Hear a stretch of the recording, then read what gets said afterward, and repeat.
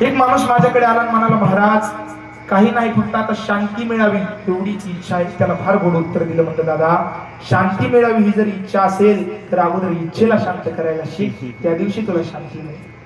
ही वास्तविकता आहे जगाची. जगद्गुरु तुकोबाराने सांगितलं की बरोबरी केली तरी संसार पूर्ण तोला जाणार नाही. अहो या जगाचा विचार करा. या महाराष्ट्रावर, या देशावर परकीय आक्रमण झाली, हिंदू धर्म अडचणीत सापडला, धर्मावर ग्लानी आली, यदा यदा धर्मस्य ग्लानिर्भवति भारत. धर्म बुडायला लागला.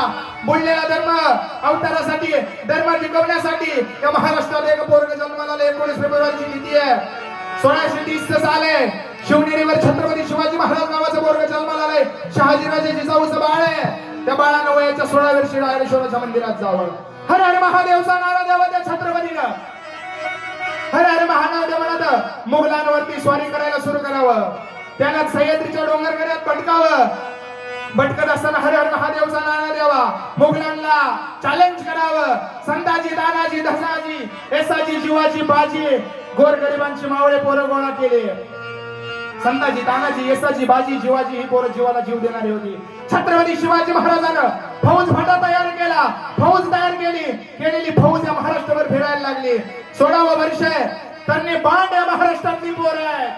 आणि त्या तरण्या बांड पोरांनी मुघलांवरती आक्रमण करायला सुरू करावं.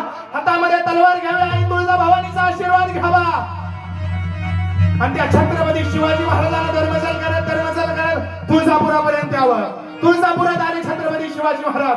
आई जगदंबेच्या आई तुळजाभवानीच्या दरबारात छत्रपती शिवाजी महाराज गेले. छत्रपती शिवाजी महाराजांना तुळजाभवानी जवळ जावं. धर्म बुडत चाललाय. मुघलांचे आक्रमण वाढले. औरंगाबाद दिल्लीवरून या महाराष्ट्रावर स्वारी करतोय. तुळजाभवानीच्या दरबारात छत्रपतीने जावं. त्या तुळजाभवानीच्या दरबारात जावं. त्या तुळजाभवानीनं छत्रपतीला हे स्वराज्य निर्माण करण्यासाठी एक तलवार दिली. ती तलवार कशी होती?